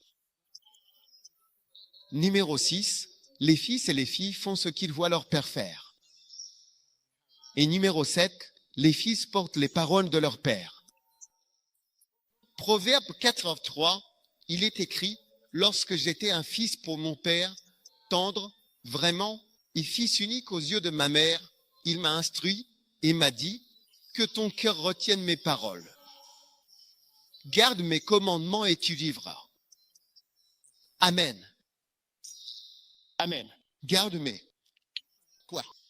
Commandement. Commandements et tu vivras. Amen. Amen. Je vous souhaite que votre Père vous ait donné quelque chose à faire. Si votre Père vous dit, ne te marie pas avec cette personne, faites de votre mieux pour ne pas épouser cette personne. Oui. Vous finirez par le regretter parce qu'après le mariage, vous vous rendez compte que vous auriez pu épouser d'autres personnes. Oui. Et que ce mariage n'est pas aussi spécial que vous le pensiez. Dès que tu entres, tu te rends compte que, c'est donc ça. C'est ça, le mariage. Alors pourquoi ai-je désobéi à mon père pour me marier comme ça? Maman. Comment suis-je arrivé là? En désobéissant à mon père, puis je me suis marié. Donc, honore ton père. Beaucoup de gens me demandent, que dois-je faire? Et je leur dis, fais ce que ton père te dit de faire. Oui. C'est la bonne chose. Oui. Et bonne chose à faire. Amen. Oui. Ne sois pas trop malin. Ne sois pas trop pressé. Oui. Et tu verras de grandes bénédictions arriver dans ta vie. Les bénédictions qui viendront parce que tu as de l'honneur et du respect pour les paroles de ton Père. C'est en accordant de la valeur et en respectant ce qu'il dit que tu ouvriras la porte à ces bénédictions dans ta vie. Les fils obéissent. J'ai des types de pasteurs. J'ai plus de 3000 pasteurs, mais il y a deux types, ceux qui obéissent et ceux qui n'obéissent pas. Oui. Amen. Ceux qui obéissent et ceux qui n'obéissent pas. Et parmi ceux qui n'obéissent pas, il y a deux types. Amen. Oui. Parmi ceux qui n'obéissent pas, il y a deux types. Il y a ceux qui semblent obéir, mais qui n'obéissent pas. Et ceux qui n'obéissent pas ouvertement. Well, Parmi les désobéissants, il y a deux types. Ceux qui donnent l'impression d'obéir, mais en réalité n'obéissent pas. Ensuite, parmi ceux qui obéissent, il y a aussi deux types. Amen. Il y a ceux qui obéissent pleinement. Dans Nombre 84, il est dit que Caleb et Josué ont suivi le Seigneur pleinement. Il y a ceux qui obéissent pleinement et il y a ceux qui n'obéissent pas complètement. Je ne peux pas dire cela sans décrire une expérience que j'ai vue à la télévision, un jour à la télévision. C'était un singe de 2 ans et un garçon, également âgé de 2 ans. Il disait, « Nous allons maintenant démontrer la différence entre un singe et un homme. » Voulez-vous connaître la différence entre un singe et un homme? Ils ont donné une balle, une petite balle, comme une balle de ping-pong, et ils l'ont mise dans une machine, puis ils ont donné cette machine au garçon. C'est peu comme un verre. Tu mets ça ici. Ils ont montré au garçon, laisse ça ici, appuie ici, la balle va venir ici. Ensuite, tu la déplaces comme ça, puis elle viendra de ce côté, puis elle viendra sur le côté, puis elle descendra. Donc, ils l'ont fait devant le garçon, et le garçon l'a fait. Balle descend. Ils rendent la machine au garçon. Il le fait, la balle va à droite, descend à gauche, revient à droite, puis descend. Ensuite, ils sont allés voir le singe avec la même machine et ils la lui ont donnée. La balle était en haut, ils lui ont montré, c'est ça. Puis elle descend, elle va ici, puis elle revient par là, puis elle descend. Alors le singe l'a fait. La balle est allée ici. Est descendue, est allée sur le côté, est revenue, puis est descendue. Ensuite, il a dit, refais-le exactement comme mes garçons. Alors le singe a pris la balle et l'a simplement fait descendre tout droit. Puis il l'a fait descendre tout droit. Amen. Genre, il a vu le raccourci que ça arrivait ici. Tu comprends? Donc il l'a juste amené là directement. Ouais. Et il montrait que c'est la différence entre les singes Ouais. et les humains. Tariq. Ça, oh oui, c'était incroyable. Tu devrais regarder ça. Il a dit, c'est ça la différence. L'humain va copier entièrement. Il va obéir complètement, faire ça et suivre toutes les étapes. Le singe va lapper toutes les étapes et venir ici. Donc, tu pourrais croire qu'il t'obéit. Mais en réalité, il n'obéit qu'en partie. Puis il a laissé de côté tellement de choses et tellement d'étapes. Il dit, voilà la différence. C'est pour ça que les singes n'ont pas pu créer une grande civilisation, ni créer tout cas. Ils n'ont pas pu construire de bibliothèque ni de bâtiments.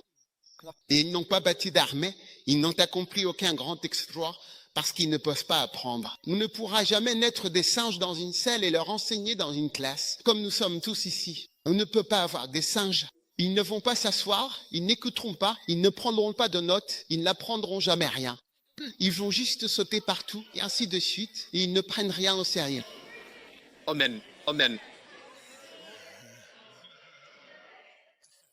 Donc, si vous voulez en savoir plus sur cette expérience, c'est dans mon livre ici, celui qui a. Il y a un chapitre sur les singes et les êtres humains dans ce livre. Oh oui, à celui qui a, il sera donné, et à celui qui n'a pas, on notera même ce qu'il y a. Amen. Amen. Très bien. Maintenant, les fils dangereux, c'est la prochaine chose importante à noter, bien sûr, à garder en tête. Numéro 1, un fils dangereux. Peut-être pour faire court. Je vais simplement vous parler d'un fils dangereux. Et c'est Absalom. Absalom est quelqu'un qui a attaqué son propre père. C'est un Absalom.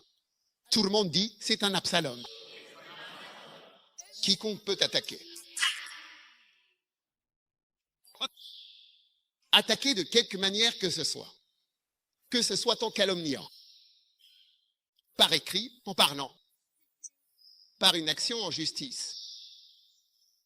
En discutant. Physiquement. c'est un Absalom. Et je prie pour vous afin que vous ne deveniez jamais un Absalom. Oui. Y a-t-il des Absaloms aux îles Salomon? Ah. Les Absaloms, écoutez, Absalom qu'est-ce que c'est? Absalom est connu pour avoir attaqué le roi David. Il a organisé une armée pour attaquer le roi David. Mais qui était le roi David pour lui?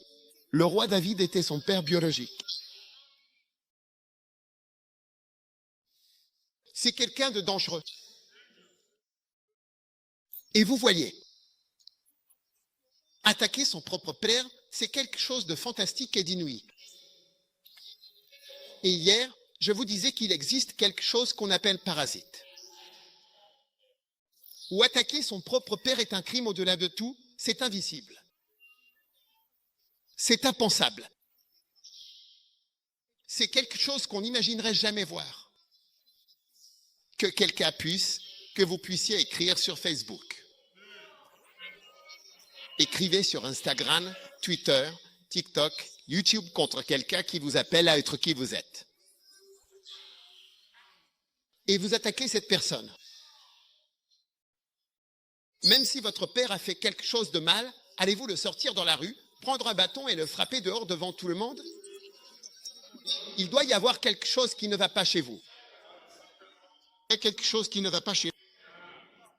Et Absalom a organisé 200 hommes. Et c'est pourquoi la Bible dit qu'ils l'ont suivi dans la simplicité de leur cœur. Ils ne savaient pas grand-chose. C'est pour cela que nous enseignons à ce sujet. Parce que si tu n'en sais pas beaucoup, tu suis dans la simplicité de ton esprit.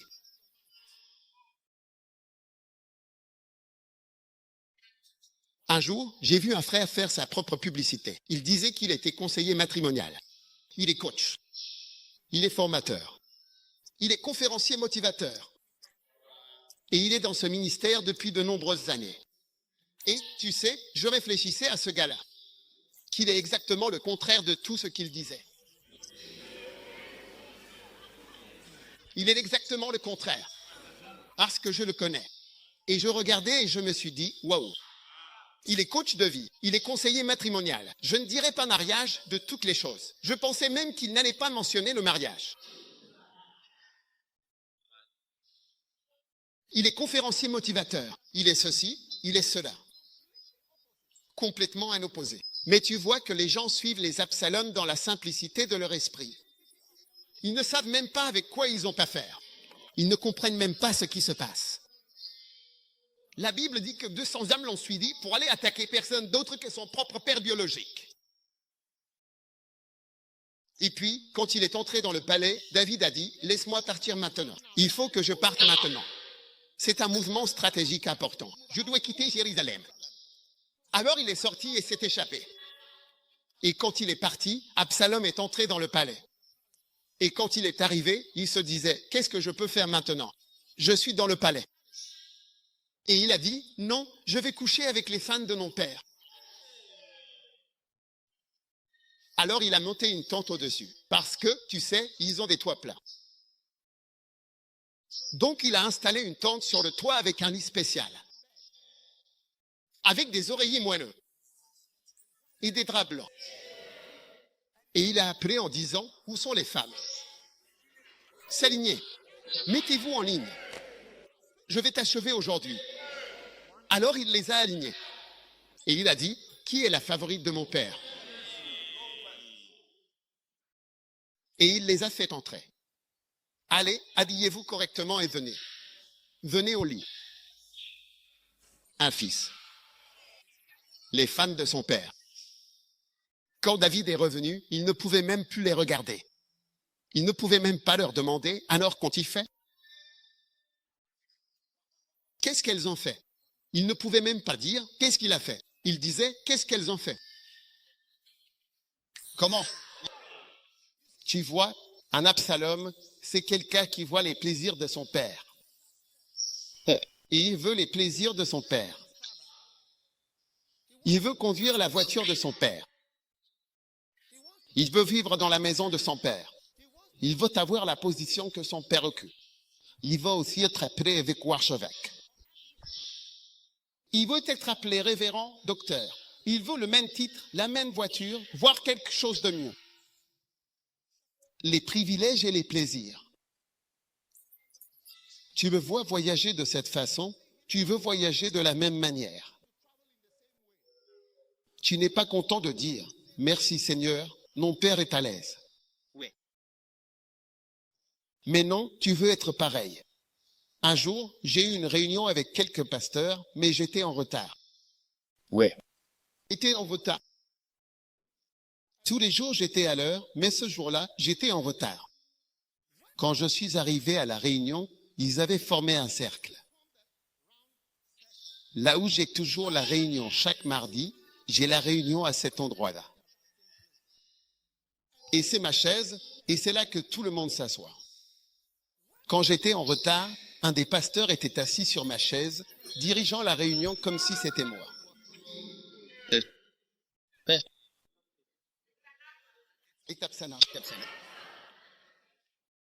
Tu sais, mais je ne savais pas ce que c'était à l'époque, mais je sentais qu'il y avait quelque chose qui n'allait pas. Alors j'ai dit, tu sais quoi? Si je ne suis pas là, ne t'assieds jamais sur ma chaise. Écoute, j'ai dit, c'est la dernière fois. Si je ne suis pas là, si je suis en retard ou quoi que ce soit, ne laisse jamais, tu ne t'assieds jamais sur ma chaise. C'est ma chaise. Et bien sûr, il est devenu un Absalom au fil des années. Oui. Même. C'est un Absalom. C'est un Absalom. Même quand on te propose la même voiture, tu devrais dire, si c'est la voiture que tu utilises, je ne voudrais pas utiliser cette même voiture. Non. Quand David était mourant, il a préparé un âne, c'était son propre âne, et il a dit, mettez la selle dessus et partez. C'était l'âne sur lequel il s'asseyait pour que tu comprennes que c'est celui-là. Donc Absalom est un titre dangereux. Amen. Amen. Parce que vous savez, je pense qu'on n'a pas vraiment ce genre de choses. À vrai dire, pour être honnête, voyez Salomon. Un jour, Absalom a organisé une fête parce qu'Amnon, son frère, l'avait offensé. Et quand Amnon est venu à la fête, il a attaqué son frère et l'a tué. Ça, c'est un Absalom. Il tue ses frères. Il attaque aussi bien les frères que les pères. Il a tué son frère et attaqué son père, mais il n'a pas réussi à tuer son père. Oui.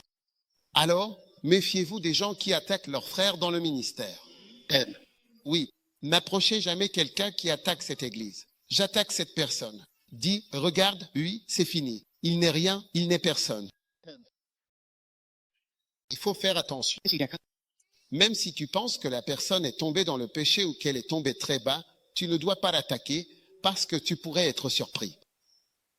Un jour, je suis allé, j'ai vu une église. Le pasteur a fait une annonce. Il a dit, tous ceux qui viennent de l'église du frère Untel, levez-vous. Ce jour-là, beaucoup de gens de cette église sont venus. Quand ils se sont levés, il a dit, regardez, votre pasteur est tombé dans l'impureté, donc vous avez tous besoin d'être purifiés, vous avez besoin de sanctification. Amen. Après le culte, venez me voir. Vraiment? Je vais sanctifier tous ceux d'entre vous qui venaient de secte. Je ne connais pas le nom de l'église. Révèle quelque chose, église. Venez tous pour la sanctification. Amen. C'est faut faire attention. Amen. Les péchés qu'il décrivait, c'était juste une question de, je ne sais pas, 2 ans, 3, quelques années, il était pire que la sanctification qu'il faisait subir à ces gens. Monsieur était pire. Lui, le pasteur l'a renvoyé de l'église. Période. Ils l'ont renvoyé de l'église. Oui, Amen. des fils dangereux. Alors aujourd'hui, à partir d'aujourd'hui, tu ne seras plus jamais un fils dangereux. Amen. Tu vas être un fils qui va recevoir une bénédiction.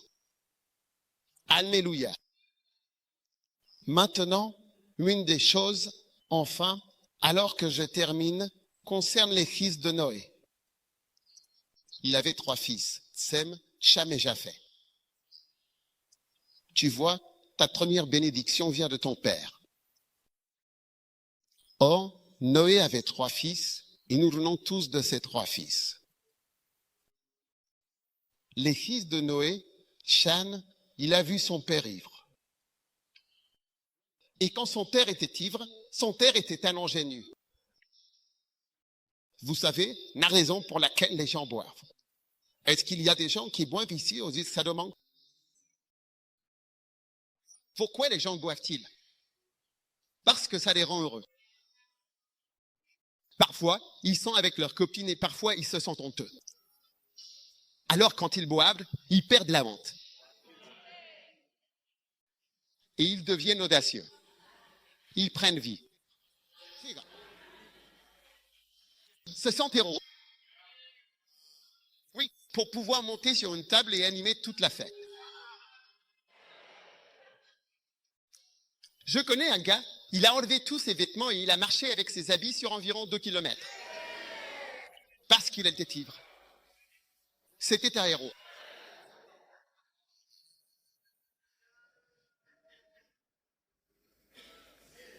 Sérieusement.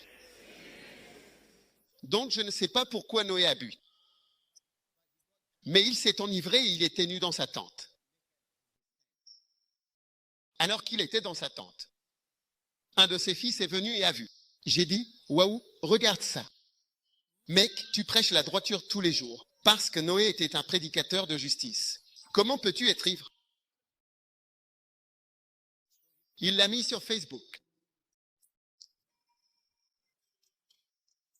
Il l'a mis sur Snapchat. Il l'a mis sur Snapchat.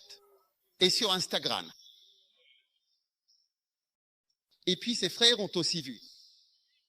Et quand ses frères ont vu, ils ont décidé de venir. Quand ils sont arrivés à la tente et qu'ils ont vu, ils se sont retournés. Ils ont dit, pour nous, on ne veut pas voir. Alors ils se sont tournés dos à la tente et ils ont porté une couverture à reculons. Va lire ta Bible. Ils ont dit, on ne sait pas s'il est né ou pas. Ça ne nous regarde pas et on s'en fiche. C'est notre père. Faites attention avec les pères. Quand Noé s'est réveillé, il a appelé l'agent de sécurité et lui a demandé « Que s'est-il passé ?» Je vois qu'on m'a couvert avec une couverture. Je n'ai pas utilisé cette couverture pour dormir. Alors l'agent de sécurité lui a raconté ce qui s'était passé. Ton fils aîné ici est venu avec des photographes paparazzi. Ils sont venus prendre des photos. C'est devenu viral. Mais ces autres garçons, ils sont venus et ils ont marché à reculons avec cette couverture. Alors, quand Noé s'est réveillé, il a béni Japheth. Il a dit, Japheth sera agrandi, agrandi, agrandi. Il deviendra grand. Et Japheth représente les groupes européens et asiatiques. Ensuite, il a béni Sem. Et il a dit, béni soit le Dieu de Sem. C'est le groupe du Moyen-Orient. Chaque grande religion, vous voyez, parce que Sem, ils aimeront Dieu. Béni soit le Dieu de Sem, ce qui veut dire que si le Dieu de Sem est béni, comme si Sem a un Dieu. Il adorera vraiment Dieu, de façon très intense. Donc, chaque religion vient de Sem. Chaque religion vient de Sem. Chaque grande religion vient de là. Parce qu'il est béni d'être là. Saute. Alors,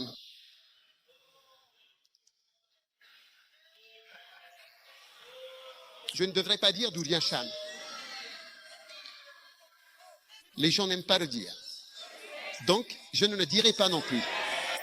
Je vous laisse calculer où se trouve le reste de Ham. Il a dit que Cham sera un serviteur. Défériteur. Cela veut dire que il sera au service des autres. Et qu'est-ce qu'un serviteur peut vraiment faire? Combien de serviteurs ont construit des maisons? Combien de serviteurs ont des voitures? Combien de serviteurs ont des réussites?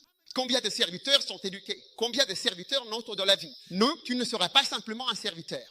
Tu seras un serviteur de serviteurs. Sérieusement. Rétrogradation.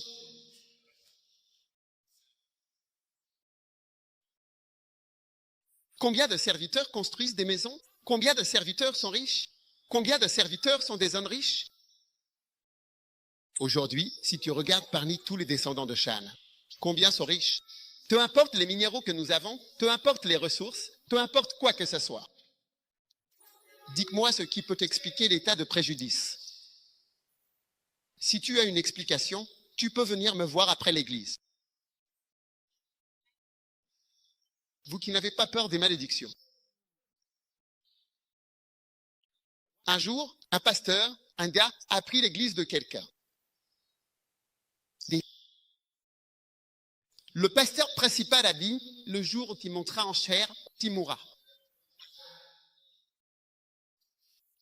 Alors, le pasteur rebelle, le dimanche suivant, il est monté en chair et il a dit, vous voyez, je ne suis pas mort. Écoutez, écoutez. Ils ont dit que je mourrais. Levez-vous. Suis-je mort? Et il riait. Mesdames et messieurs, allez demander à Adam, quand Dieu lui a dit, le jour où tu mangeras de cette chose-là, tu mourras. Regardez-nous aujourd'hui. Dans 50 ans, presque toutes les personnes dans cette salle seront mortes. Dans 50 ans.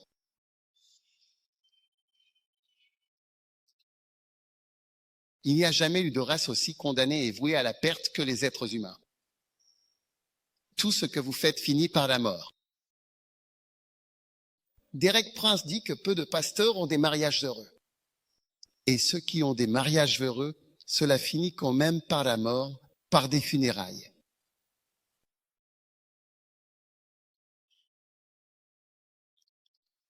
Alors, frères et sœurs, les malédictions, il faut avoir un vrai respect pour les malédictions. Et ceux d'entre vous qui disent, oh, qui est cet homme? Il n'est rien. Ah, faites attention. Vous savez, je vais vous dire quelque chose. Au fil des années, j'ai vu des gens qui se sont levés. Il y a des personnes qui se sont levées pour attaquer, pour combattre. Tous ont fini de la même manière jusqu'à aujourd'hui. Ils sont tous misérables, pauvres, sans abri. Ils ne deviennent rien. Ils ne deviennent rien au début. Il semble qu'ils font quelque chose, mais après quelque temps, on voit qu'ils ne sont rien. Exactement comme Cham. Au début, tout le monde parlait séparé. Sem, Cham et Japheth, on aurait dit qu'ils étaient tous les mêmes. Mais au fil des années, on voit tous une différence entre l'Asie, l'Europe, l'Afrique. Entre l'Amérique du Sud, entre l'Amérique. Les différences sont évidentes. Tellement évidente, tellement claire. C'est une question de temps. Une question de temps. C'est question de temps. Amen. Parmi les malédictions, il y a la mort subite et la cuisson lente. Gadi. Cuisson lente. Vous savez, il y a un type de viande, on parle de bœuf mijoté. Oui. C'est différent d'eux. Juste grillé et frit. La cuisson lente, on fait mijoter pendant longtemps. Oui. On dit cuisson lente ou un truc comme ça. C'est bon. Cuit lentement, oui, cuit lentement. C'est bon. C'est beau. C'est plus tendre. Ça va t'attendrir. Amen. Beaucoup de malédictions sont des cuissons lentes des mijotages. Ça va te cuire. Oui. Les descendants de Cham ont été cuits lentement. Amen. Je veux recommander à chaque pasteur et à chacun d'entre vous ici qui regardez et écoutez, ne vous laissez pas tromper. C'est une question de temps. N'y a-t-il pas une différence entre l'Afrique, l'Asie, l'Europe, l'Amérique, l'Inde, la Chine? Il y a une grande différence. Mais au départ, nous étions tous pareils. Nous étions tous à l'âge de pierre. Nous étions tous à l'âge du bronze. Nous étions tous, n'étions rien. Mais petit à petit, les paroles ont défini les différences. Cuisson lente.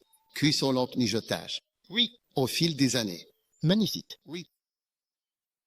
Quand le fils prodigue est parti, au début, tout allait bien. Il avait beaucoup de haine. Chaque crise qui survenait, il arrivait à la résoudre. Jusqu'à ce que la Bible dise, il survint une grande famine et il commença à être dans le besoin. À partir d'aujourd'hui, plus personne ici me sera appelé un fils dangereux aux îles Salomon. Oui. Et la bénédiction commencera à couler. Je veux vous dire, c'est un grand commandement, honore ton père. Il est lié à tu ne tueras point, tu ne voleras point, tu honoreras le Seigneur ton Dieu. C'est dans le même groupe. Si tu plaisantes avec cela, tu plaisantes avec ta vie.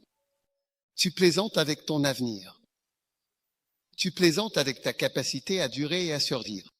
Derek Prince a dit quelque chose dont je me souviens toujours, avant même que je commence à beaucoup l'écouter.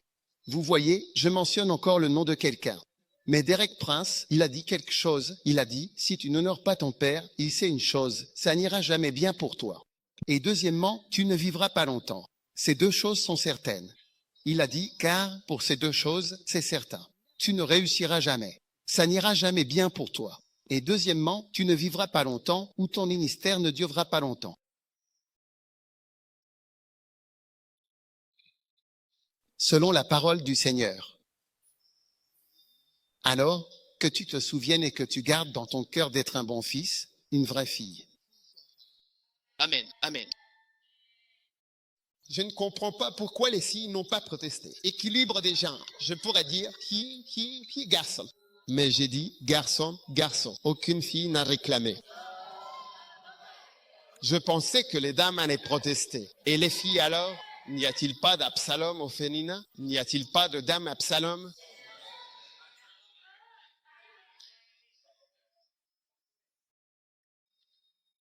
Mais les femmes peuvent aussi être Absalom. Oui. Vous voyez, quand elles commencent, c'est vraiment horrible. Ouais. Que Dieu vous en préserve.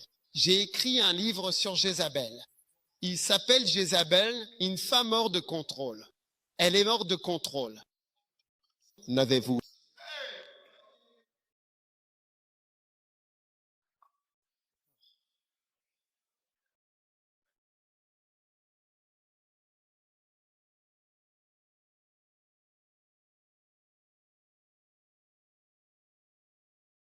Médusa. prié en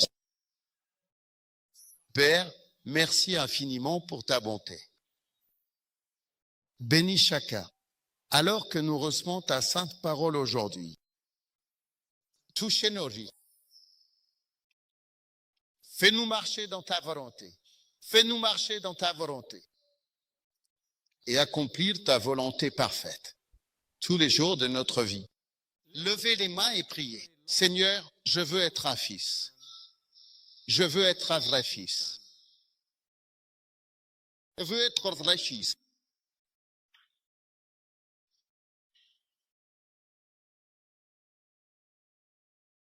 On ne peut jamais arriver à maturité en cessant d'être un fils. Ma mère avait 85 ans, mais j'étais toujours son garçon, son fils unique. Je n'ai jamais eu de diplôme. On ne peut pas cesser d'être un fils, peu importe ce qu'on fait. Quel que soit ton âge, tu restes toujours le petit garçon de ta maman. Lève la main, oui, et prie. Et nous relâchons, oui Seigneur, bon fils. Oui Seigneur. De bons fils, oui Seigneur, de bons fils, oui Seigneur. De bons fils, oui Seigneur. Levez les mains et priez. Merci. Oui Seigneur, oui Seigneur. À Dieu soit la gloire. Oui Seigneur. À Dieu soit la gloire. Oui Seigneur. Merci Jésus. Rabba, Baba, Baba, Baba, Baba. Que tout le monde prie partout, dans tous les endroits. Seigneur, que je sois un fils qui soit bon. Que je sois une bonne fille. Délivre-moi de devenir un Absalom. Tourei Manton Ramasse, aide-moi, Jésus. Oh, Karaba. Moi de la malédiction. Délivre-moi de la malédiction. Ramadan d'Alababa. C'est de moi un enfant favori. C'est de moi un enfant favori. Ramadan d'Alababa. Un fils bien-aimé, au nom de Jésus. de Jésus, merci. Au nom de Jésus, prie. Continuez à prier. Seigneur, je veux être un bon fils, un fils bien-aimé, pas un fils dangereux. Délivre-moi de cette malédiction. Délivre-moi de cette malédiction, Seigneur. Que tout le monde prie. Priez. Délivre-toi de ce mal.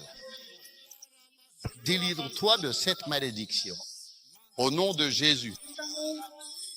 J'ai vu. Au nom de Jésus. Au nom de Jésus. Amen. J'ai vu. Père, merci. Merci Seigneur. Et nous te louons. Et nous chantons au nom de Jésus. Merci. Merci. Asseyez-vous.